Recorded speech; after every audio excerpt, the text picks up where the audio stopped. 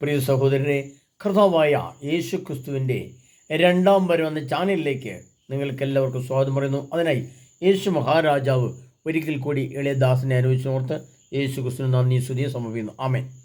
പ്രിയപ്പെട്ടവരെ, നമ്മൾ ഈ അന്ത്യകാലഘട്ടത്തിൽ യുഗം അതിൻ്റെ അവസാന ഘട്ടത്തിലേക്ക് പ്രവേശിക്കാൻ 7 വർഷം മാത്രം മുന്നിൽ നിൽക്കുന്ന ഈ പശ്ചാത്തലത്തിൽ ലോകം പലവിധ യുദ്ധങ്ങളിലേക്ക് എടുത്ത് ചാടപ്പെട്ട ഈ കാലഘട്ടത്തിൽ പ്രതിസന്ധികളും പ്രശ്നങ്ങളും കലുഷിതമായ ഈ ആഗോള ജീവിതത്തിൽ നമ്മൾ ഏറ്റവും കൂടുതൽ ശ്രദ്ധിക്കുന്ന വാർത്ത ഇപ്പോൾ ഈ ലോകയുദ്ധത്തെക്കുറിച്ചാണ് എന്ന് നമുക്കറിയാം. അത് ആഗോള തലത്തിലേക്ക് യുദ്ധം പടരുന്നതിൻ്റെ പല രീതിയിലുള്ള കാര്യങ്ങൾ നമ്മൾ കണ്ടു. ഉക്രൈനിലായിരുന്നു ആദ്യം തുടക്കം, പിന്നെ ഇത് പാലസ്തീനിൽ വന്നു, അത് പിന്നെ ഇറാനിൽ വന്നു, അത് ഇസ്രായേലിനോട് യുദ്ധമായി. അങ്ങനെ ഒരുപാട് യുദ്ധമേഖലകൾ നമ്മൾ കാണുകയാണ്. അത് ഓരോ ഘട്ടത്തിലും വളർന്നു വരുന്നു. ഇത്തരുണത്തിൽ ലോകത്തിൽ എന്തൊക്കെ ആണ് സംഭവിക്കുന്നത്? വിശുദ്ധ ഗ്രന്ഥത്തിൽ യോഹന്നാൻ്റെ സുവിശേഷം 2-ാം അധ്യായം 13-ാം തിരുവചനത്തെ ആധാരമാക്കിയാണ് നമ്മളിപ്പോൾ മുന്നോട്ട് പോയിക്കൊണ്ടിരിക്കുന്നത്. അതായത് ലോകത്തിൻ്റെ എല്ലാം സമ്പത്ത് എന്ന് പറയുന്നതിൻ്റെ പ്രതീകാത്മക അർത്ഥത്തെ കർത്താവ് യോഹന്നാൻ്റെ സുവിശേഷത്തിൽ യേശു ക്രിസ്തു കാള എന്ന പ്രതീക വാക്കുകൾ കൊണ്ട് അർത്ഥമാക്കുകയാണ്. അപ്പോൾ അതിൻ്റെ അർത്ഥം ഞാനിതിൽ പറഞ്ഞു. കാള എന്ന വാക്കിൻ്റെ അർത്ഥം വയലാണ്. ആ പ്രധാനപ്പെട്ട വയലുകൾ, അതിൻ്റെ സമ്പത്ത്, പണം കായ്ക്കുന്ന സ്ഥലങ്ങൾ എന്നായിരുന്നു പറഞ്ഞു. അപ്പോൾ ആ വചനത്തെ ആസ്പദമാക്കി നമ്മൾ പഠിച്ചപ്പോൾ ഇന്നലെ അതിൻ്റെ കാര്യങ്ങൾ കണ്ടു. അതിൻ്റെ 1-2 കാര്യങ്ങൾ കൂടി പറഞ്ഞുകൊണ്ട് അടുത്ത ഘട്ടത്തിലേക്ക് പ്രവേശിക്കുകയാണ്. ഞാൻ വെറുതെ വാർത്തയൊന്ന് ഒഴിച്ചു നോക്കിയപ്പോൾ കണ്ട ചില വാർത്തകളുടെ മുൻ സൂചനകൾ ഒന്നിങ്ങനെയാണ്: കാനഡ വാതിൽ അടയ്ക്കുന്നു, പ്രവാസികൾ പ്രതിസന്ധിയിൽ, ഇറാനിൽ വൻ സ്ഫോടനം, ഗൾഫിൽ തീമഴ, തൃശ്ശൂരിൽ ഭൂചലനം. ഇങ്ങനെ നോക്കിക്കഴിഞ്ഞാൽ വാർത്തകൾ അതിൻ്റെ വഴിക്ക് പോയിക്കൊണ്ടിരിക്കുകയാണ്. ഞാൻ ഈ വാർത്തകൾ കേൾപ്പിക്കാൻ വേണ്ടിയല്ല ഞാൻ നിങ്ങളോട് ഇത്രയും സംസാരിച്ചത്. ഇതിൻ്റെ എല്ലാം പിന്നിൽ, ഇതിൻ്റെ എല്ലാം അടിസ്ഥാന ഘടകം എന്ന് പറയുന്നത് മൊത്തം ലോകത്തെ താങ്ങി നിർത്തുന്ന 4 തൂണുകളാണ്. 1 കാള, 2 ആട്, 3 നാണയം, 4 പ്രാവ്. ഈ 4 പ്രതീകാത്മക വസ്തുക്കൾ, ആ സംഭവങ്ങളെല്ലാം ഇന്ന് മറനീക്കി വ്യക്തമായ രൂപത്തിൽ നമ്മുടെ കൺമുമ്പിലേക്ക് തെളിഞ്ഞു വരികയാണ്. ഇപ്പം നമുക്കറിയാം, ഹോർമൂസ് അടച്ചു. ഹോർമൂസ് ഒരു കാളയാണ് എന്ന് പറഞ്ഞാൽ നമുക്ക് പെട്ടെന്ന് മനസ്സിലാവും. ഇപ്പോൾ എൻ്റെ ക്ലാസ് കേൾക്കുന്നവർക്ക് ഇപ്പോൾ ഹോർമൂസ് എന്ന കാള എന്ന് ഞാനൊരു തലക്കെട്ടിട്ടാൽ നിങ്ങൾക്ക് കൃത്യമായിട്ട് മനസ്സിലാകും. കാരണം ഹോർമൂസിൽ കൂടെയാണ് കപ്പലുകൾ എണ്ണയും എടുത്ത് പുറത്തേക്ക് വരുന്നത്. അപ്പോൾ ആ കപ്പലുകൾക്ക് വരാനുള്ള ആ ചാല് ഒരു കാള പോലെയാണ്. അതിൽ കൂടെ കപ്പലുകൾ അങ്ങോട്ട് കയറുന്നു, പണം കൊണ്ട് അങ്ങോട്ട് കയറുന്നു, കപ്പൽ നിറച്ച് പണവുമായിട്ട് അങ്ങോട്ട് കയറുന്നു, ഇങ്ങോട്ട് കപ്പൽ നിറച്ച് എണ്ണയുമായിട്ട് കടന്നു. ആ എണ്ണ ഇങ്ങോട്ട് വന്നാലേ എണ്ണയാകുന്ന കാള നമ്മുടെ രാജ്യത്ത് വന്നാൽ നമുക്ക് വിവിധങ്ങളായ കാര്യങ്ങൾ നടക്കും. അപ്പോൾ കർത്താവ് പറയുകയാണ്, അന്ന് കർത്താവ് ദേവാലയത്തിൽ ഈ കാളകൾ കയറിക്കൂടി എന്നാണ് കർത്താവ്. അതിന് പല അർത്ഥമുണ്ട്. അതിൻ്റെ ഒരർത്ഥം ഞാൻ നിങ്ങൾ പറഞ്ഞതാണ്. ഒന്ന്, കാള ദേവാലയം എന്ന് പറഞ്ഞത് ഞാൻ എന്ന വ്യക്തിയാണ്. എൻ്റെ ദൈവത്തിൻ്റെ ആലയമായ എൻ്റെ ഹൃദയത്തിൽ കാള വയൽ കയറിക്കൂടി. ആ വയൽ കയറിക്കൂടിയപ്പോൾ പണം സമ്പാദിക്കണമെന്നുള്ള ആഗ്രഹം കൂടിയപ്പോഴാണ് നമ്മൾ ജർമ്മൻ ഭാഷ പഠിച്ചു പോയത്, ഇംഗ്ലീഷ് ഭാഷ പഠിച്ച് അങ്ങോട്ട് പോയത്, കാനഡയിൽ. ഇപ്പോൾ എല്ലാം നമുക്കറിയാം, അറിയാവുന്ന കാര്യങ്ങളാണ്. ഞാൻ പ്രത്യേകിച്ച് പറയേണ്ട ആവശ്യമില്ല. അപ്പോൾ അതിൻ്റെ കടയ്ക്കൽ കർത്താവ് കത്തിവെക്കുന്നതിനെ പറ്റി ഉള്ള വാർത്തകൾ അടിസ്ഥാനത്തിലാണ് ഞാൻ പറഞ്ഞത്. അത് കാനഡ ആകുന്ന അതൊരു വയലായിരുന്നു. നമുക്ക് ഒരു കാളയുടെ പ്രതീകമായിരുന്നു, വയലായിരുന്നു. ആ വയൽ അപകടത്തിലാണ്. അത് പ്രവാസികൾ പ്രതിസന്ധിയിൽ കുടുങ്ങി. അതോടൊപ്പം ഇറാനിൽ വൻ സ്ഫോടനം, ഇറാനിലെ പ്രശ്നങ്ങൾ വന്നു കഴിഞ്ഞാൽ ഗൾഫിനെ ബാധിച്ചു. അപ്പോൾ ഗൾഫാകുന്ന കാളയിൽ പ്രശ്നം. പിന്നെ അവിടുന്ന് ഗൾഫിൽ തീമഴ, അപ്പോൾ അവിടെ ആകെ പ്രശ്നങ്ങൾ. പിന്നെ അവിടുന്ന് ഇങ്ങോട്ട് വന്നപ്പോൾ തൃശ്ശൂരിൽ ഭൂചലനം. അത് നമ്മുടെ നാട്ടിലേക്ക്, നമ്മുടെ കേരളത്തിൽ തന്നെ സംഭവിച്ച കാര്യങ്ങളാണ് ഭൂചലനം. ഇനി നാളെ അതിൻ്റെ മറ്റൊരു രൂപത്തിൽ കേരളത്തിൽ വൻ പ്രതിസന്ധികളോ പ്രശ്നങ്ങളോ വന്നേക്കാം. അതോടൊപ്പം മുല്ലപ്പെരിയാറിൻ്റെ പ്രശ്നം അങ്ങനെ നിൽക്കുന്നു. അപ്പോൾ എല്ലാ കാളകളെയും കർത്താവ് അടിച്ച് പുറത്താക്കുകയാണ്.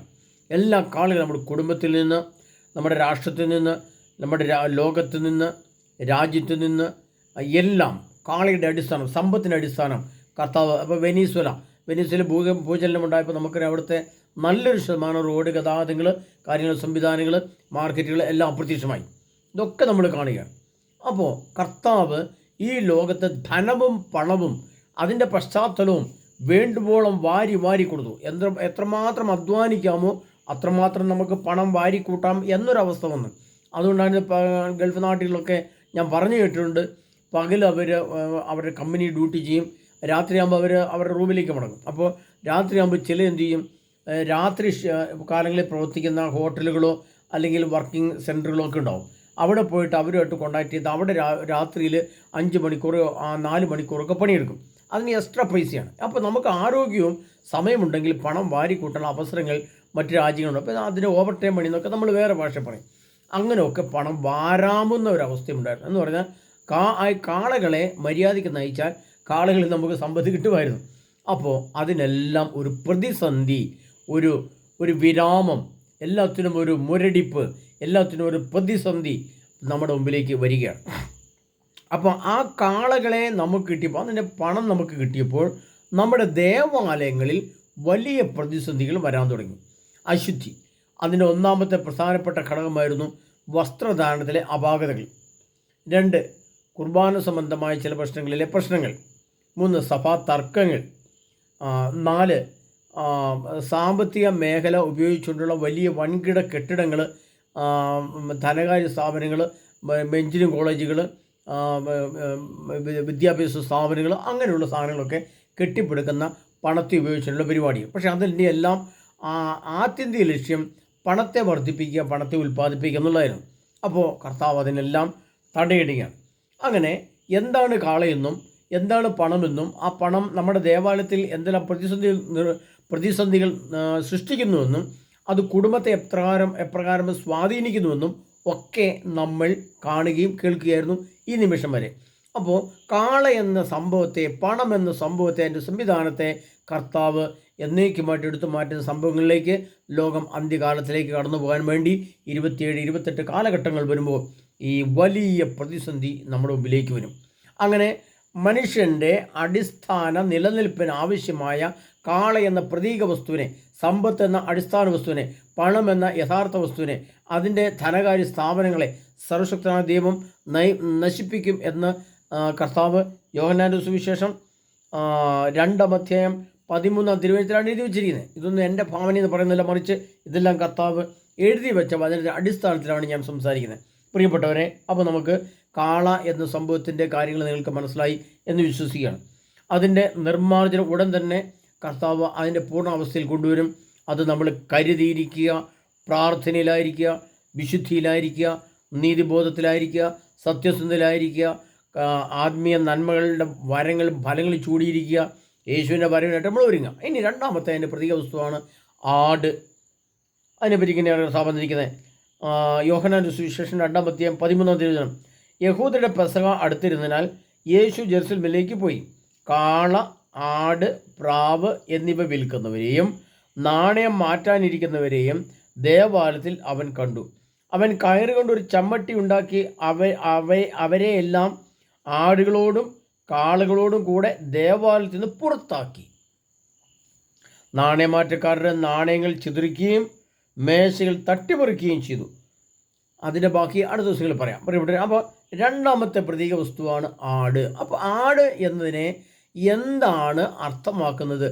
ആട് എന്ന ഘടകം പ്രതീകാത്മക അർത്ഥത്തിൽ കർത്താവ് പറഞ്ഞെങ്കിൽ, അന്ന് ആട് എന്ന ആ പ്രതീകാത്മകതയെ കർത്താവ് സൂചിപ്പിച്ചിരുന്നെങ്കിൽ, അന്നത്തെ ആട് എന്നത് ജെറുസലേം ദേവാലയത്തിൽ ആടുകളെ കൊണ്ട് ബലിയർപ്പിച്ചിരുന്നു. ഇഷ്ടംപോലെ ആടുകൾ, 1, 2 അല്ല, ആയിരക്കണക്കിന് ലക്ഷക്കണക്കിന് ആടുകളെ നേർച്ച നേരും. അപ്പോൾ എൻ്റെ വീടിൻ്റെ മൊത്തം പ്രശ്നങ്ങളെ പരിഹരിക്കാൻ വേണ്ടി ജെറുസലേം ദേവാലയത്തിൽ ഞാൻ 10 ആടുകളെ കൊണ്ട് ബലി കഴിപ്പിച്ചേക്കാം എന്ന് പറഞ്ഞുകൊണ്ട് ഞാൻ അതിനെ മനോഹരമായിട്ട് വളർത്തി നല്ലപോലെ കൊഴുപ്പുള്ള ആടാക്കി അതിനെ പ്രത്യേകം സംരക്ഷിച്ച് ദൈവത്തിന് കൊടുക്കാൻ വേണ്ടി കൊണ്ടുപോകല്ലേ.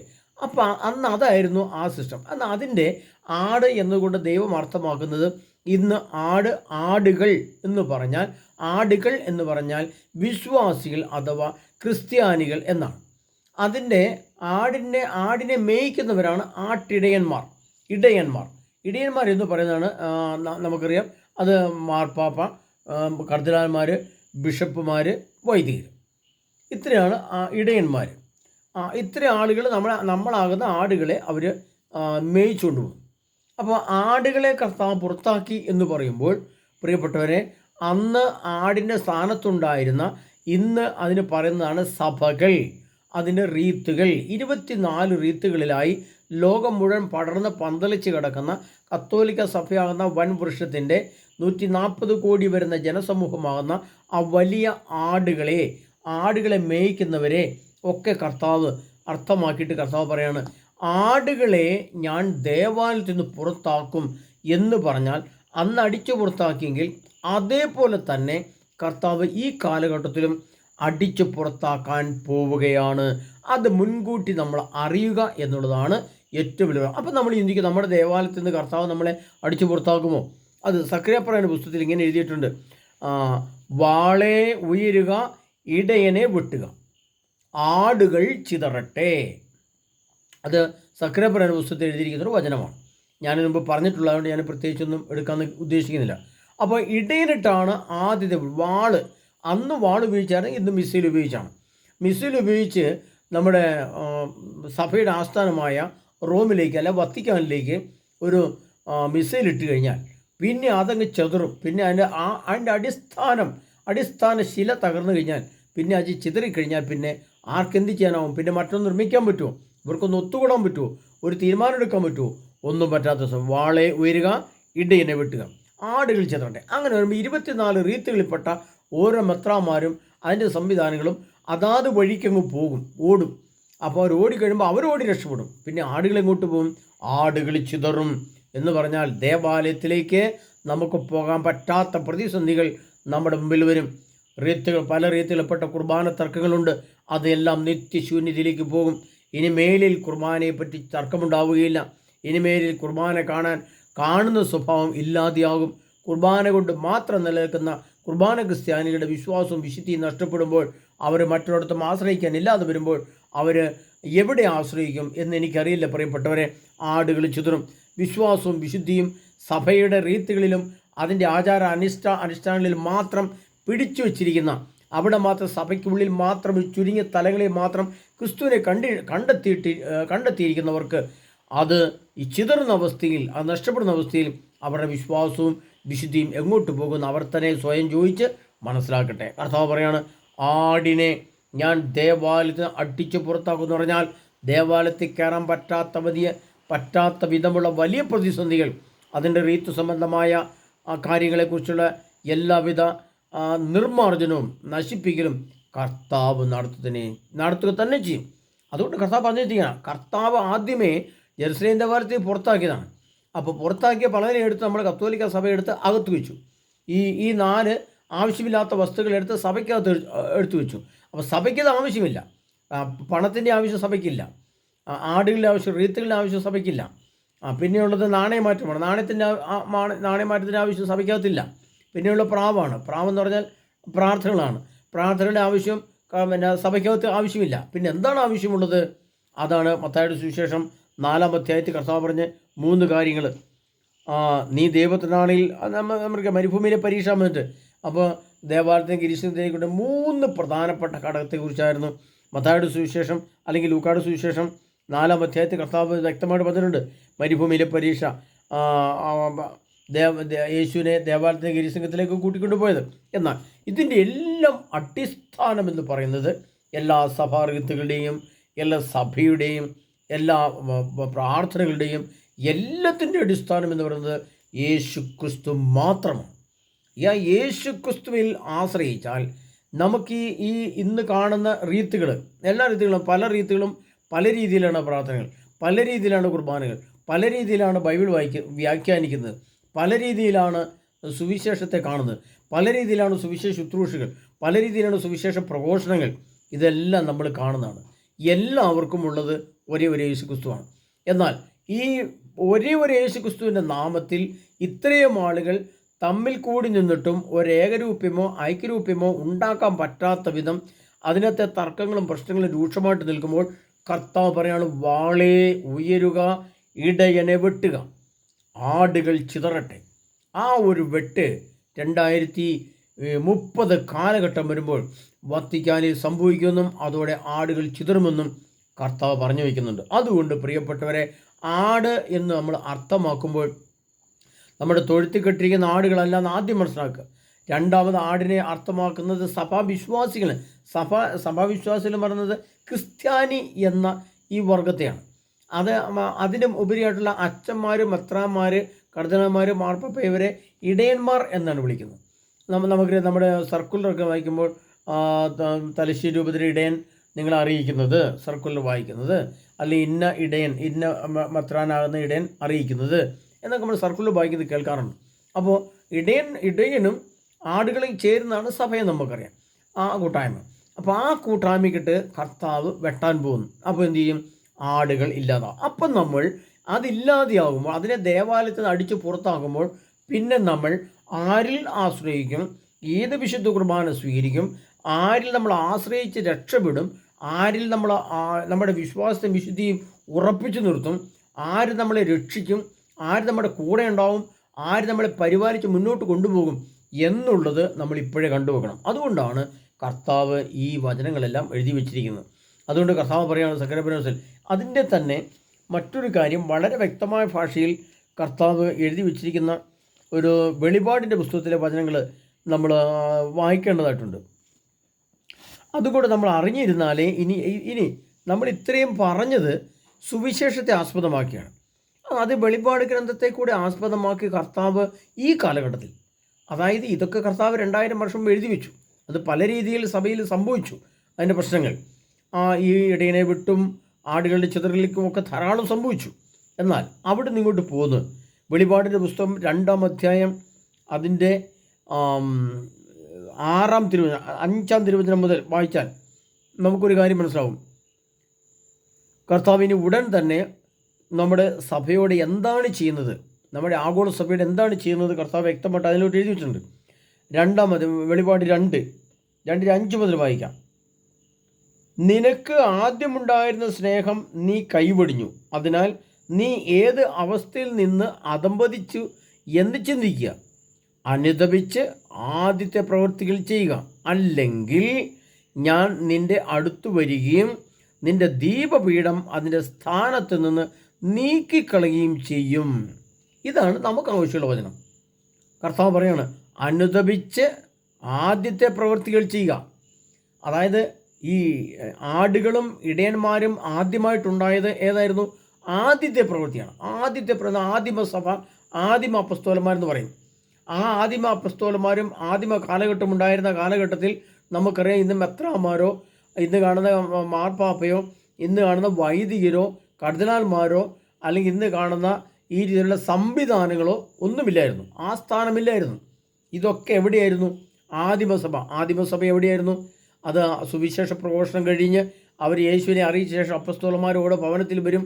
അന്ന് ജെറുസലേം ദേവാലയത്തിൽ കുറച്ച് പേര് അവിടെ കൂടി നിന്ന് സമ്മേളനം കൂടി നിന്ന് വർത്താനമൊക്കെ പറഞ്ഞ് പ്രാർത്ഥിച്ച് ദേവാലയത്തെ നോക്കി പ്രാർത്ഥന കഴിഞ്ഞിട്ട് അവർ അപ്പം മുറിക്കാൻ വേണ്ടി അവർ ഭവനങ്ങളിലേക്ക് പോകും, വീട്ടിലേക്ക് പോകും. ഏതെങ്കിലും ഒരു ഭവനത്തിൽ അവർ കൂടും. അവിടെ അവർ അപ്പം മുറിക്കൽ ശുശ്രൂഷ നടത്തുകയും അതിനുശേഷം അവർ സുവിശേഷം പങ്കുവയ്ക്കുകയും അവിടെയുള്ള ആൾക്കാരെയൊക്കെ കർത്താവിൻ്റെ മഹത്വത്തെക്കുറിച്ച് പറഞ്ഞു കേൾപ്പിക്കുകയും യേശുവിൻ്റെ വരനായിട്ട് ഒരുങ്ങണമെന്ന് പ്രാർത്ഥിച്ചുകൊണ്ട് അവരെ ഒരുക്കുകയും. അപ്പോൾ കർത്താവ് പറയാണ്, ആദ്യത്തെ പ്രവൃത്തികൾ ചെയ്യുക. അപ്പോൾ ആദ്യത്തെ പ്രവൃത്തി ഇതാണ്. അതായത് ഇനിയും സുവിശേഷ പ്രഘോഷണമാണ് നമ്മുടെ അടിസ്ഥാനം എന്ന് പറയുമ്പോൾ നമ്മൾ ഇത്തരം കാലമായിട്ട് സുവിശേഷം കേട്ടിട്ടില്ലേ? ഇവിടെ ആർക്കെങ്കിലും സുവിശേഷം അറിയത്തില്ലാത്ത ആരെങ്കിലും ഉണ്ടോ? ക്രിസ്ത്യാനികൾക്ക് സുവിശേഷം അറിയത്തില്ലേ? അവർക്ക് കുർബാനയില്ലേ? സഭാ സംവിധാനമില്ലേ? പ്രാർത്ഥനകളില്ലേ എന്ന്. പക്ഷേ പരമസത്യം എന്ന് പറയുന്നത് ഇന്ന് കത്തോലിക്ക സഭയിൽ ക്രിസ്തുവിനെ ആർക്കും അറിയത്തില്ല എന്നുള്ളതാണ് സത്യം. ഇതാണ് അടിസ്ഥാന സത്യം. ആരാണ് യേശു? എന്തിനാണ് യേശു വന്നത്? നമ്മൾ എന്തിനാ യേശുവിനെ ആരാധിക്കണം? നമുക്ക് യേശുവുമായിട്ടുള്ള ബന്ധമെന്ത്? നമുക്ക് യേശു തരുന്ന വാഗ്ദാനം എന്ത്? അല്ലെങ്കിൽ യേശു നമുക്ക് കാണിച്ചിരുന്ന മാതൃക എന്ത്? യേശു വരാറായോ? അങ്ങനെ വരുന്നുണ്ടെങ്കിൽ എന്താണ് ഒരുക്കം? അതിനുവേണ്ടി നമ്മൾ എങ്ങനെയാണ് ഒരുങ്ങേണ്ടത്? അതിൻ്റെ അടിസ്ഥാന ഘടന എന്ത്? സ്വർഗമുണ്ടോ? അതെവിടെ? പാതാളമുണ്ടോ? അതെവിടെ? വല്ല ജ്ഞാനവുമുണ്ടോ? കർത്താവ് പറയാണ്, പൗലോസ് കൊരിന്ത്യർ പറയുന്നുണ്ട്, നാം എല്ലാവരും കണ്ണിമയ്ക്കുന്നത്ര വേഗത്തിൽ രൂപാന്തരം പ്രാപിക്കും എന്ന് കർത്താവ് പറയുന്നത്. ഈ കണ്ണിമയ്ക്കത്ര വേഗത്തിൽ എങ്ങനെയാണ് നമ്മൾ രൂപാന്തരം പ്രാപിക്കുന്നത്? എന്താണ് രൂപാന്തരീകരണം? നമുക്കറിയാമോ? അതിൻ്റെ ഘടന അറിയാമോ? അതിൻ്റെ ആശയം അറിയാമോ? നമുക്ക് എന്തെങ്കിലും അറിയാമോ? അപ്പോൾ നമ്മൾ ഒരു കർത്താവിൻ്റെ വരവ് ഉടനെ പറയുമ്പോൾ കർത്താവ് പറയുന്നത്, അത് പിതാവല്ലാതെ പുത്രൻ പോലും അറിയുന്നില്ല, സ്വർഗത്തിലെ ദൂതന്മാർക്ക് പോലും അറിയത്തില്ല, പിന്നെ ആർക്കും അറിയത്തില്ല. അങ്ങനെയെങ്കിൽ പിന്നെ എപ്പോഴാണ് ഒരുങ്ങേണ്ടത്? അതുകൊണ്ട് യേശു എപ്പോഴെങ്കിലും വന്നോളട്ടെ, ഒരു പ്രശ്നമില്ല. നമ്മൾ അങ്ങനെ ചിന്തിക്കുന്നു. എന്നാൽ കർത്താവിന് പരിശുദ്ധാത്മാവ് വെളിപാട് യോഹന്നാന്റെ സുവിശേഷം 16:13 കർത്താവ് പറയാണ്, 16:13 കർത്താവ് പറയുന്നത്, പരിശുദ്ധാത്മാവ് വന്നു കഴിയുമ്പോൾ അവൻ നിങ്ങളെ സത്യത്തിൻ്റെ പൂർണ്ണതയിലേക്ക് ആനയിക്കും. അവൻ വരാനിരിക്കുന്ന കാര്യങ്ങൾ മുൻകൂട്ടി നിങ്ങളെ അറിയിക്കും. അപ്പോൾ കർത്താവ് പരിശുദ്ധാത്മാവ് വന്ന് നമ്മളെ ആരെയും ഒന്നും അറിയിച്ചിട്ടില്ല എന്നാണോ നമ്മുടെ ധാരണ? അങ്ങനെ ഈ വക കാര്യങ്ങളിലൊന്നും ഒരു ജ്ഞാനമോ ഒരു വെളിപാടോ ഒരു വിശുദ്ധീകരണ പ്രക്രിയയോ ഒന്നും അറിയത്തില്ലാതെ ഇങ്ങനെ അന്ധന്മാർ തപ്പിത്തടയുന്ന പോലെ അവിടെ ഇവിടെയും തപ്പിത്തടഞ്ഞ് കുറച്ച് സുവിശേഷം കേൾക്കുന്നതല്ല കർത്താവിന് അർത്ഥമാക്കുന്നത്. അതുകൊണ്ട് കർത്താവ് പറയാണ്, എന്താ കർത്താവ് പറഞ്ഞേ? അനുതപിച്ച് ആദ്യത്തെ പ്രവൃത്തികൾ ചെയ്യുക, അല്ലെങ്കിൽ ഞാൻ നിൻ്റെ അടുത്ത് വരികയും നിൻ്റെ ദീപപീഠം അതിൻ്റെ സ്ഥാനത്ത് നിന്ന് നീക്കിക്കളയുകയും ചെയ്യും. അത് പറയാൻ വേണ്ടിയിട്ടാണ് ഇത്തരം കാര്യങ്ങൾ പറഞ്ഞത്.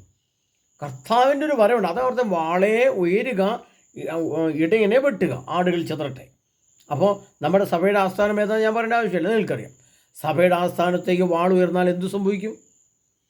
എന്നിട്ട് കർത്താവ് വേണം, അല്ലെങ്കിൽ അനുദപിക്കണം. എന്താണ് അനുദപിക്കേണ്ടത്? യഥാർത്ഥ ക്രിസ്തുവിനെ സഭയിൽ പഠിപ്പിച്ചിട്ടില്ല. യഥാർത്ഥ ക്രിസ്തു ആര്? ക്രിസ്തുവിൻ്റെ മഹത്വത്തിൻ്റെ അർത്ഥം എന്ത്? ക്രിസ്തുവും ഞാനും തമ്മിലുള്ള യഥാർത്ഥ ബന്ധമെന്ത്? ക്രിസ്തു ഭൂമിയിലേക്ക് വന്നതിൻ്റെ ലക്ഷ്യമെന്ത്? ഇനി എപ്പോൾ ക്രിസ്തു ഈ ഭൂമിയിലേക്ക് വരും? അതിൻ്റെ അക്കമിട്ട് വ്യക്തമായ രൂപത്തിൽ വിശുദ്ധ ഗ്രന്ഥത്തിൽ എഴുതിയിട്ടുണ്ട്. വിശുദ്ധ ഗ്രന്ഥത്തെ യാതൊരു വിധത്തിലും പഠിക്കുന്നില്ല, അറിയത്തുമില്ല. അപ്പോൾ കർത്താവ് പറയാണ്, ആടുകൾ ചിതറും. അങ്ങനെയെങ്കിൽ ഇത് എന്നെ അറിയത്തില്ലാത്ത ഒരു പറ്റം ആളുകളാണ് ഇടയന്മാരും ആടുകളുമായിട്ടുള്ളതെങ്കിൽ കർത്താവ് പറയണ, ഞാൻ ചിതറിക്കും, ദേവാലയത്തിൽ അവരെ പുറത്താക്കും. ദേവാലയത്തിൽ കർത്താവ് എടുത്ത് ദൂരെ എറിയും. അതുകൊണ്ട് കർത്താവ് വ്യക്തമായിട്ട് എഴുതിയ വചനമാണിത്. ഏത്? വാളെ വരിക, ഇടയനെ വെട്ടുക, ആടുകൾ ചിതറ. അതിനുശേഷം കർത്താവ് പറയാണ്, ഞാൻ ആദ്യത്തെ പ്രവൃത്തി നീ ചെയ്യുന്നില്ലെങ്കിൽ ആദിമസഭയിലെ വിശ്വാസം, വിശുദ്ധി, വചനപ്രഘോഷണം, അതിൻ്റെ സദ്ഫലങ്ങൾ, പരിശുദ്ധാത്മാവിൻ്റെ ഫലങ്ങൾ, സഭയുടെ വളർച്ച, സഭയിലെ ജനങ്ങൾ ആരും സഭയിൽ നിന്ന് ഇറങ്ങിപ്പോകാത്ത വിധം എല്ലാവരും പിടിച്ചു നിർത്താൻ പറ്റുന്ന സ്നേഹം, ഏക മനോഭാവം, സൗമ്യത, എല്ലാവരെയും ഒരുമയോടെ കാണാനുള്ള അവസ്ഥ. ഇന്ന് നമുക്കറിയാം, ഇന്ന് കാനഡയിൽ നിന്ന് അമേരിക്കയിൽ നിന്ന് വരുന്ന സ്ത്രീ പുരുഷന്മാർക്ക് വലിയ വില നൽകും. അവരെ എല്ലാവർക്കും വലിയ കാര്യമാണ്. പാവപ്പെട്ടവരാർക്കെങ്കിലും കാര്യമുണ്ടോ? ഓട്ടോ തൊഴിലാളികൾക്ക് ഇന്ന് പെണ്ണിനെ കിട്ടുമോ? ഇല്ല. പെൺകുച്ചിനെ കല്യാണം കഴിച്ചാൽ കിട്ടുമോ? ഇല്ല. ടാപ്പിംഗ് തൊഴിലാളികൾക്ക് പെൺകുട്ടികളെ കല്യാണം കഴിക്കാൻ കിട്ടുമോ? ഇല്ല. കാനഡയിൽ നിന്ന് ഓസ്ട്രേലിയയിലേക്ക്, ഓസ്ട്രേലിയയിൽ നിന്ന് കാനഡയിലേക്ക്, ഈ രീതിയിൽ ഒരു വർഷം 2-3 കല്യാണം നടക്കും. അപ്പോൾ എവിടെയാണ് നമ്മുടെ ക്രിസ്തു? എവിടെയാണ് നമ്മുടെ ക്രിസ്തു? ക്രിസ്തുവിന് നമുക്ക് വല്ല വിലയുമുണ്ടോ? ദ്രവ്യാസക്തി തന്നെയായ വിഗ്രഹാരാധനയിൽ നിന്ന് ഒഴിഞ്ഞു നിൽക്കുവാൻ. വിഗ്രഹാരാധന 1-ാം പ്രമാണ ലംഘനമാണ്. 1, 2, 3 പ്രമാണത്തിൻ്റെ ഏറ്റവും വലിയ ലംഘനമാണ് വിഗ്രഹാരാധനയായ ദ്രവ്യാസക്തി. ദ്രവ്യം എന്ന് പറയുന്നത് പണത്തിൻ്റെ വിവിധ മേഖലയിലേക്കുള്ള ഓട്ടം. അപ്പോൾ നമ്മുടെ ഈ ക്രിസ്തു ഉണ്ടോ? ഇല്ല. അങ്ങനെയെങ്കിൽ കർത്താവ് ഇടയനെ വെട്ടുകയും ആടുകൾ ചിതറുകയും ചെയ്യാൻ ഉടൻ തന്നെ അതിൻ്റെ സമയം ആയിരിക്കുന്നു. അതുകൊണ്ട് കർത്താവ് പറയാണ്, അനുതപിച്ച് ആദ്യത്തെ പ്രവൃത്തികൾ ചെയ്യുക, അല്ലെങ്കിൽ ഞാൻ നിൻ്റെ അടുത്ത് വരികയും നിൻ്റെ ദീപപീഠം അതിൻ്റെ സ്ഥാനത്ത് നിന്ന് നീക്കിക്കളയും ചെയ്യും. ഇതൊരു വ്യക്തിയോടും കർത്താവ് പറയുന്നതായിട്ടുണ്ട്, അർത്ഥമെടുക്കാം. മറ്റൊരു സഭയും. വെളിപാടിന്റെ പുസ്തകം 2-ാം അധ്യായത്തിൽ സഭകൾക്കുള്ള കത്തുകൾ എന്നതിനകത്ത് എഫേസൂസിലെ സഭയ്ക്ക് എന്ന ആ ശീർഷകത്തിലാണ് ഈ വചനമുള്ളത്. അപ്പോൾ എഫേസൂസ് 7 സഭകൾക്കാണ് കർത്താവ് കത്തെഴുതുന്നത്. അതിൽ നമ്മുടെ RC സഭ, മലങ്കര സഭ, ഓർത്തഡോക്സ് സഭ, ലത്തീൻ സഭ, മറ്റ് കേരളത്തിന് വെളിയിലുള്ള അർമേനിയൻ സഭ, ഉക്രൈൻ സഭ, പിന്നെ ക്രയോഷ്യൻ സഭ, നമ്മുടെ കുറേ സഭകളുണ്ടല്ലോ, ഇത്രയും സഭകളുണ്ട്. ആ സഭകൾക്കെല്ലാം കൂടെ കൂടി 24 റീത്ത് ആരാധന രീതികൾ. അവിടെയെല്ലാം കർത്താവ് കാണുന്നത് യേശുക്രിസ്തുവിനെ പങ്കുവയ്ക്കുക, യേശുക്രിസ്തുവിനെ സ്നേഹിക്കുക, ആരാധിക്കുക. അതല്ല വിഗ്രഹാരാധനയും അതനുസരിച്ച് അനേകം മ്ലേച്ഛതകളും. അതുപോലെ തന്നെ ഇന്നത്തെ ആധുനിക കമ്പ്യൂട്ടർ യുഗവുമായിട്ട് ബന്ധപ്പെട്ട് അതിൽ നിന്നുള്ള ആവശ്യമില്ലാത്ത അറിവുകളും ആവശ്യമില്ലാത്ത കാഴ്ചകളും ഒക്കെ കണ്ട് നമ്മുടെ കണ്ണുകളും കാതുകളും അശുദ്ധവും മ്ലേച്ഛവും ആയിട്ടിരുന്ന് ശവം പോലെ നമ്മുടെ ശരീരമായി മാറുമ്പോൾ കർത്താവ് ഈശോ പറഞ്ഞല്ലേ, അന്ന് രാത്രി ഒരു കട്ടിൽ 2 പേരുണ്ടായിരിക്കും, ഒരാൾ എടുക്കപ്പെടും, മറ്റൊരാൾ വിശേഷിക്കും. കർത്താവ് എവിടേക്ക്, ശവം എവിടെയോ അവിടെ കഴുമാർ വന്നുവിടും. അങ്ങനെ നാമും നമ്മുടെ സഭയും നമ്മുടെ ഇടവകയും നമ്മുടെ എല്ലാ അറിയത്തുകളും ശവം പോലെ ആയ സ്ഥിതിക്ക് കർത്താവ് പറയുകയാണ്, ഞാൻ നിൻ്റെ അടുത്ത് വരികയും ഞാൻ നിൻ്റെ അടുത്ത് വരികയും നിൻ്റെ ദീപപീഠം അതിൻ്റെ സ്ഥാനത്തുനിന്ന് നീക്കിക്കളയും. അതാണ് ദീപപീഠം. പ്രിയപ്പെട്ടവരെ, ഏതാണ് ഈ ദീപപീഠം? ഒന്നാമത്തെ ദീപപീഠം ദീപപീഠമാകുന്ന വിളക്ക് കത്തിച്ചു വെക്കുന്നത് ഇന്നത്തെ ഭാഷയിൽ പറയുമ്പോൾ വത്തിക്കാനിലെ ഒന്നാമത്തെ ദീപം നമ്മുടെ മാർപ്പാപ്പ, മറ്റുള്ളവർക്ക് ദീപം പകർന്നു കൊടുക്കുന്ന മാർപ്പാപ്പ. രണ്ടാമത്തെ കർദിനാൾമാർ, നമ്മുടെ രൂപത ആസ്ഥാനങ്ങൾ, 2 വൈദികർ, ബിഷപ്പുമാരും വൈദികർ. ഇതിൻ്റെ എല്ലാം ദീപം, അടിസ്ഥാന ദീപം എന്ന് പറയുന്നതാണ് ഏത്? അത് നയിക്കുന്ന ആളുകൾ. രണ്ടാമത് അവരുടെ ആസ്ഥാനങ്ങൾ. മൂന്നാമത്തെ ദീപപീഠം ഏതാണ്? വിശുദ്ധ കുർബാന. പരിശുദ്ധ കുർബാന അർപ്പിക്കുന്ന ദീപപീഠം, ബലി. അതിൻ്റെ അപ്പുറത്ത് തിരിയൊക്കെ കത്തിച്ചു വെച്ച് പരിശുദ്ധ കുർബാന ചൊല്ലുന്ന ദീപപീഠം. മറ്റുള്ള ദീപപീഠമാണ് പ്രാർത്ഥനകൾ, ആരാധനകൾ, വചനപ്രഘോഷങ്ങൾ, ധ്യാനങ്ങൾ. അതെല്ലാം ദീപപീഠങ്ങളാണ്. ആ ദീപപീഠങ്ങൾ പിന്നെയാണ് നമ്മുടെ ദേവാലയത്തേക്ക് വരുമ്പോൾ ദേവാലയത്തെ കുട്ടികളുടെ മത പഠന വിദ്യാഭ്യാസം, മതാധ്യാപകർ, വൈദികർ, അതിന് കമ്മിറ്റിക്കാർ എല്ലാം കൂടുന്ന അതൊരു ദീപപീഠം.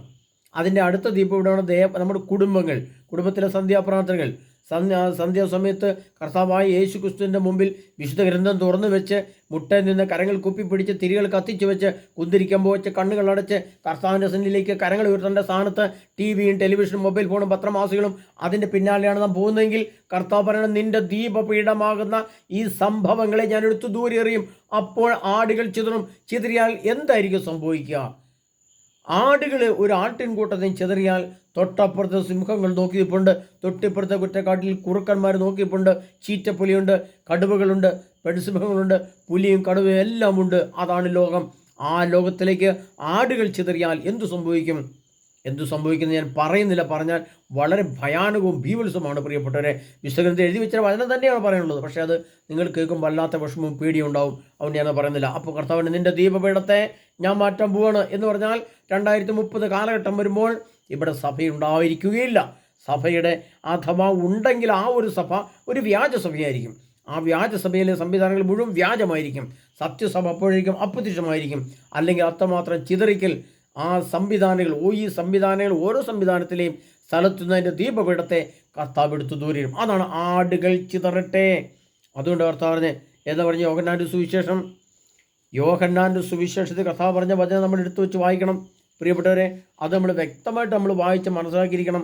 യോഹന്നാൻ്റെ സുവിശേഷം ഇപ്പം നമ്മൾ വായിച്ചത്, അതിനകത്ത് കർത്താവ് പറഞ്ഞ വചനത്തെ നമ്മൾ എടുത്ത് വ്യക്തമായിട്ട് നമ്മൾ മനസ്സിലാക്കി തന്നെ മുന്നോട്ട് പോകണം. അല്ല വെറുതെ ഒരു സാധാരണ രീതിയിൽ നമ്മൾ പോയിട്ട് കാര്യമില്ല പ്രിയ സഹോദരൻ. വ്യക്തമായ പഠനവും ക്ലാസ്സും നമുക്ക് ഇക്കാര്യത്തിൽ ആവശ്യമാണ്. പക്ഷേ നമ്മളെ അങ്ങനെ ആരും പഠിപ്പിക്കുന്നില്ല എന്നുള്ളതാണ് വേറൊരു വശം. യോഹന്നാൻ സുവിശേഷം 2-ാം അധ്യായം അതിന് 13-ാം തിരുവചനം, യഹൂദരുടെ പെസഹ അടുത്തിരുന്നാൽ യേശു ജെറുസലേമിലേക്ക് പോയി എന്ന് പറഞ്ഞാൽ ഇന്ന് നമ്മൾ പെസഹ അടുത്തെന്നാണോ നമ്മൾ മനസ്സിലാക്കേണ്ടത്? അല്ല. പെസഹ എന്ന വാക്കിനർത്ഥം എന്താണ്? കടന്നുപോക്കെന്നാണ്. അല്ലെങ്കിൽ നമ്മൾ മനസ്സിലാക്കേണ്ടതാണ് ഇനി പെസഹ അടുത്തിരിക്കുന്നു എന്നാണോ നമ്മൾ മനസ്സിലാക്കേണ്ടത് പ്രിയപ്പെട്ടവരെ? അല്ല. യേശു ക്രിസ്തുവിൻ്റെ 2ാമത്തെ വരവ്. യേശു പെസഹായിൽ കൂടെ കർത്താവ് കാൽവരിയിൽ ക്രൂശിക്കപ്പെട്ട് തിരത്തഞ്ചന്തി തൻ്റെ ജനത്തെ, ലോകത്തെ മുഴുവൻ വീണ്ടെടുത്ത് മരണത്തെ ഭൂമിയിൽ നിന്നും ഇല്ലായ്മ ചെയ്ത് നിങ്ങൾക്ക് മരണമില്ലെന്നും നിങ്ങൾ മരിക്കാതെ നിത്യയിലേക്ക് പ്രവേശിക്കുന്ന ഒരു നിത്യശരീരം ഞാൻ ഉണ്ട് എന്ന് പറഞ്ഞുകൊണ്ട് നിങ്ങൾക്ക് തരാമെന്ന് പറഞ്ഞുകൊണ്ട് കർത്താവ് കുരിശിൽ തൂങ്ങി മരിച്ച ശേഷം 3-ാമത്തെ ദിവസം ഉയർത്തെഴുന്നേറ്റ് കാണിച്ചിട്ടാണ് കർത്താവ്. ഇത് വെറുതെ പറഞ്ഞിട്ട് പോയല്ലേ ഇത്. എന്നിട്ട് കർത്താവ് എന്ത് ചെയ്തു? കാള, ആട്, പ്രാവ് എന്നിവയെ വിൽക്കുന്നവരെയും നാണയം മാറ്റാനിരിക്കുന്നതിന് ദേവാലയത്തിൽ അവൻ കണ്ടു. അവൻ കയറി കൊണ്ടൊരു ചമ്മട്ടി ഉണ്ടാക്കി അവയെല്ലാം ആടുകളോടും കാളകളോടും കൂടെ ദേവാലയത്തെ പുറത്താക്കി. അന്ന് യേശു ക്രിസ്തു ചമ്മട്ടി ഉണ്ടാക്കി എന്ന് പറഞ്ഞാൽ കയറി കൊണ്ടുണ്ടാക്കി ഇങ്ങനെ അടിച്ച് പുറത്താക്കിയെങ്കിൽ ഇന്ന് കർത്താവ് എന്താണ് കർത്താവിൻ്റെ കയ്യിൽ ചമ്മട്ടി? അത് എഴുതി വെച്ചിട്ടുണ്ട്. അതാണ് റോമക്കാർക്ക് ലേഖനം 1-ാം അധ്യായം അതിൻ്റെ 18-ാം തിരുവചനം. അത് നമ്മളിവിടെ വായിക്കുന്നുണ്ട്. കഴിഞ്ഞ ദിവസം ഞാൻ കാണിച്ചതാണ്. റോമക്കാർക്ക് ലേഖനം 1-ാം അധ്യായം 18-ാം തിരുവചനം. എന്താണ് അവിടുത്തെ കയറെന്ന് കർത്താവ് വ്യക്തമായിട്ട് എഴുതി വെച്ചിട്ടുണ്ട്.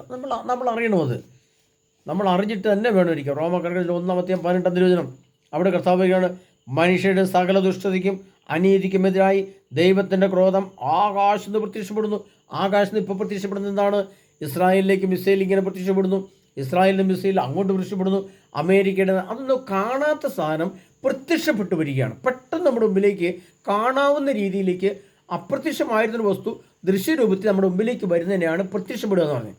അതാണ് റോമകടലിനും ആകാശത്ത് പ്രത്യക്ഷപ്പെടുന്നു. കർത്താവിൻ്റെ ക്രോധമാണ് ഇനി ചമ്മട്ടി, അല്ലാതെ പഴയ കയറും കൊണ്ട് കർത്താവ് വരികയില്ല.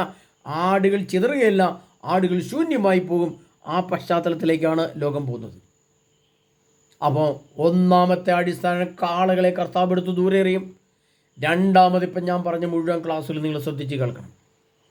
എന്നാൽ തൻ്റെ തിരഞ്ഞെടുക്കപ്പെട്ടവരെ, അതുകൊണ്ടാണ് വെളിപാട് 3:10 കർത്താവ് പറഞ്ഞ വചനം ഓർത്തിരിക്കണം, വ്യക്തമായിട്ട് ഓർത്തിരിക്കണം. നമ്മൾ അറിയണം ഇത് ഏതാണ്. സകല ഭൂവാസികളെയും പരിശോധിക്കാനായി ലോകത്തിൽ ഉണ്ടാകാനിരിക്കുന്ന പരീക്ഷണങ്ങളുടെ സമയത്ത് നിന്നെ പേര് ചൊല്ലി നിന്നെ എന്ന് പറഞ്ഞാൽ പേര് ചൊല്ലി വിളിക്കുകയാണ്. നിന്നെ ഞാൻ എന്തെന്നാൽ നീ എൻ്റെ വചനം കാത്തു. അപ്പോൾ നമ്മുടെ ഹൃദയത്തിലെ ദീപപീഠം അത് നമ്മൾ അണയാതെ സൂക്ഷിക്കണം. അത് ഊതി ജ്വലിപ്പിച്ച് തെളിച്ച് നമ്മുടെ 5 കന്യകമാർ നിന്നപോലെ നിൽക്കണം പ്രിയപ്പെട്ടവരെ.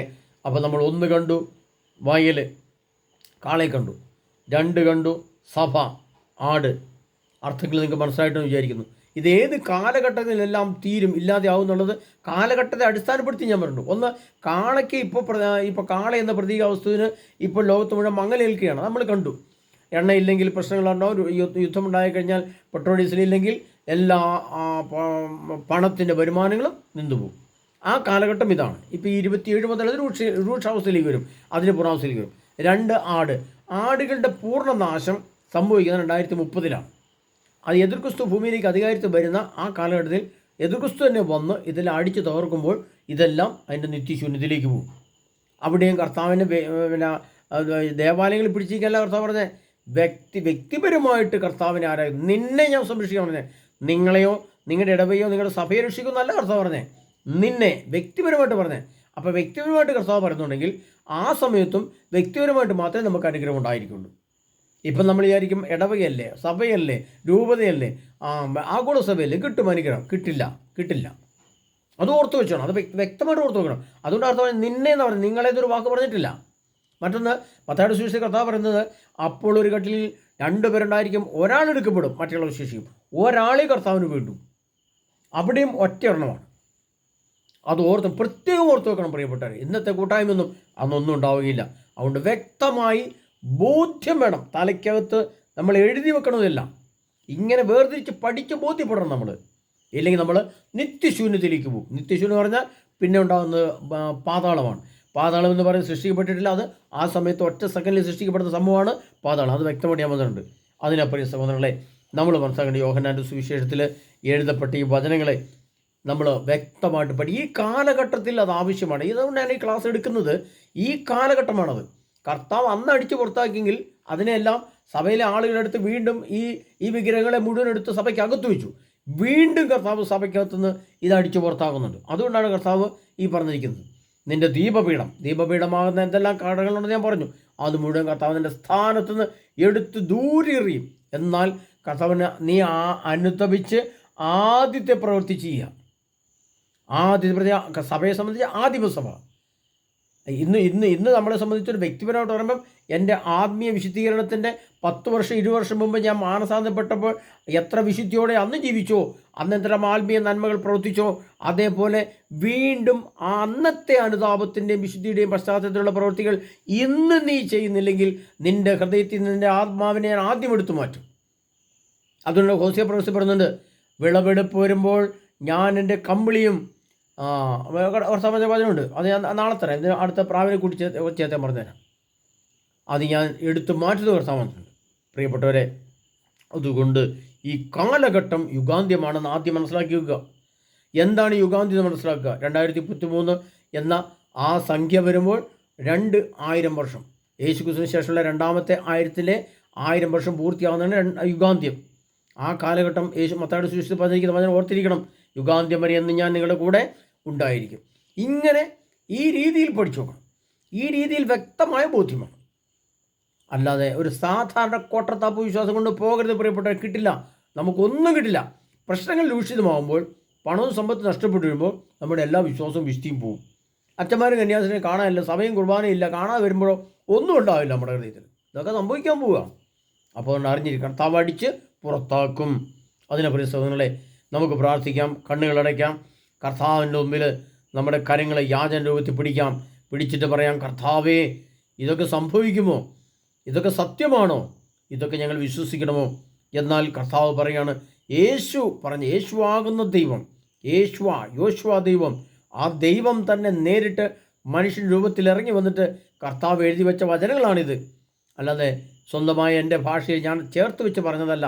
പ്രിയപ്പെട്ടവരെ, കർത്താവ് എഴുതി വെച്ച വചനത്തിൻ്റെ അതിൻ്റെ ഘടനാപരമായ വ്യാഖ്യാനമോ അർത്ഥമോ നിങ്ങളെ ധരിപ്പിക്കുകയായിരുന്നു. അതിനാൽ കർത്താവെ, ഇതെല്ലാം സത്യമാണ് ഞങ്ങൾ ഗ്രഹിക്കുന്നു, ഞങ്ങൾ മനസ്സിലാക്കുന്നു. കർത്താവെ, എൻ്റെ ഹൃദയമാകുന്ന ദേവാലയത്തിൽ നിന്ന് പരിശുദ്ധാത്മാവാകുന്ന ആ ദീപപീഠത്തെ അങ്ങ് തട്ടിമറിക്കരുതേ.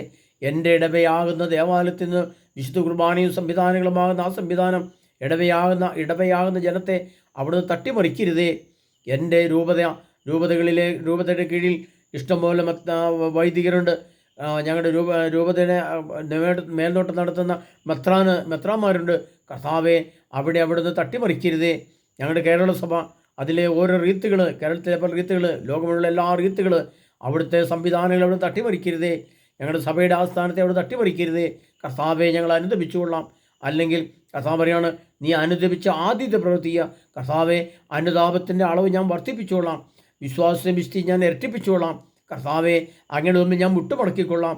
ഈശോയെ, അങ്ങയുടെ മുമ്പിൽ ഞാൻ കരങ്ങൾ നീട്ടിപ്പിടിച്ചുകൊള്ളാം. ഈശോയെ, അങ്ങയെ ഓർത്തുകൊണ്ട് ഞാൻ ഒരു നേരത്തെ ആഹാരം ഉപേക്ഷിച്ചുകൊള്ളാം, അല്ലെങ്കിൽ ഒരു ദിവസം ഉപവാസം എടുത്തുകൊള്ളാം. എൻ്റെ ജീവിതത്തെ ക്രമീകരിച്ചുകൊള്ളാം. കർത്താവെ, കരുണയായിരിക്കണമേ. കരുണയുടെ അവസാന മണിക്കൂർ എന്ന ആ പുസ്തകങ്ങളൊക്കെ വിശുദ്ധ പൗലോസിനോടൊക്കെ വെളിപ്പെടുത്തി ആ പുസ്തകങ്ങളൊക്കെ എടുത്തു വെച്ച് വായിക്കണം പ്രിയപ്പെട്ടവരെ. അതിൻ്റെ വ്യാഖ്യാനങ്ങളൊക്കെ അതിലുണ്ട്. എല്ലാം തൊട്ടടുത്താണ്, നമ്മുടെ കൺമുമ്പിലാണ്. അതുകൊണ്ട് കണ്ണുകളടച്ച് കരങ്ങൾ നീട്ടി മുട്ടമേൽ നിന്നുകൊണ്ട് വിളക്ക് കത്തിച്ച് തിരി കത്തിച്ച് വെച്ച് യാചനാരൂപത്തിൽ ദൈവത്തിൻ്റെ മുമ്പിൽ, യേശുവിൻ്റെ മുമ്പിൽ നിന്ന് കരുണയ്ക്ക് വേണ്ടി യാചിക്കാൻ പ്രിയപ്പെട്ടവരെ. ഇന്നും നമ്മൾ ടെലിവിഷന് മുമ്പിലും മൊബൈൽ ഫോണിലും പത്രമാസികകളും ജർമ്മൻ ഭാഷ പഠനത്തിലും വിദേശത്തേക്കുള്ള കണ്ണു നെട്ട് നോക്കിയിരിക്കുകയാണെങ്കിൽ കർത്താവ് ഓരോ കാളയും എടുത്തു കളയുന്നുള്ള സത്യം മനസ്സിലാക്കിക്കൊണ്ട് നാം പിന്തിരിയണം. നാം എങ്ങോട്ട്? നീ ആദ്യത്തെ പ്രവൃത്തിയാണ് കർത്താവ് പറയുന്നത്. നീ വിദേശത്തേക്ക് പോകാനല്ല നോക്കേണ്ടത്. നീ പണസമ്പാദനത്തിനല്ല നോക്കേണ്ടത്. പണമെന്ന ചിന്ത അല്ല നിൽക്കേണ്ടത്. ദ്രവ്യാസക്തിയാണ്, അത് വിഗ്രഹാരാധനയാണ്. അവിടുന്ന് പിന്തിരിഞ്ഞ് കർത്താവായി യേശുവേ, എൻ്റെ ഈ സംവിധാനങ്ങളൊക്കെ അതിൻ്റെ അർത്ഥത്തിൽ ഞാൻ നിന്നെങ്കിലല്ലേ എനിക്ക് പണവും സമ്പാദിക്കാൻ പറ്റുള്ളൂ. എൻ്റെ മനസ്സും ശരീരാത്മ നഷ്ടപ്പെട്ടാൽ പിന്നെ എനിക്കെന്തിനാണ് ജീവിതം? അതുകൊണ്ട് കർത്താവെ, എൻ്റെ ഏറ്റവും വലിയ സമ്പത്ത് എൻ്റെ യേശു ക്രിസ്തുവാണെന്നുള്ള ബോധ്യത്തിൽ കർത്താവിൻ്റെ കൂടെ ആയിരിക്കാൻ വേണ്ടി ഞങ്ങളുടെ മേൽ കരുണയും കൃപയും വർഷിക്കണമേ എന്ന് കണ്ണുകളടച്ച് കരങ്ങൾ കുപ്പി മുട്ടയിൽ നിന്നുകൊണ്ട് പറയേണ്ട സമയമാണ് പ്രിയപ്പെട്ടവരെ. അതിനായി നമ്മെ എല്ലാവരും സമൃദ്ധമായി ഈശോ അനുഗ്രഹിക്കുമാറാട്ടെ. അതിനുള്ള ശക്തിയും ജ്ഞാനവും കൊണ്ട് നമ്മൾ നിറയാൻ ഇടവരട്ടെ. അതിൻ്റെ ആത്മീയ കൃപ നമ്മൾ നിറയട്ടെ. അവൻ്റെ പരിശുദ്ധമാൻ്റെ അഗ്നി നമ്മൾ കത്തി ജ്വലിക്കട്ടെ. അതിന് കർത്താവിൻ്റെ വചനത്തിൽ കൂടെ കടന്നു പോകണം. ആ വചനത്തിൽ അന്തർലീനമായിരിക്കുന്ന ആത്മാവിൻ്റെ നിഗൂഢ ജ്ഞാനവും നിഗൂഢ സ്നേഹവും നിഗൂഢ ശക്തിയും കർത്താവിൻ്റെ ആത്മാവിൽ വചനത്തിൻ്റെ ആ ആഴങ്ങളിൽ നിന്ന് എടുത്ത് നമ്മുടെ ഹൃദയത്തിൽ ശേഖരിച്ച് ജ്ഞാനിയായിട്ട് മാറാൻ നമുക്ക് കഴിയുമാറാട്ടെ. അതിനായി നമ്മെ ഓരോരുത്തർ സമൃദ്ധമായി അനുഗ്രഹിക്കുമാറാട്ടെ. ആമേൻ.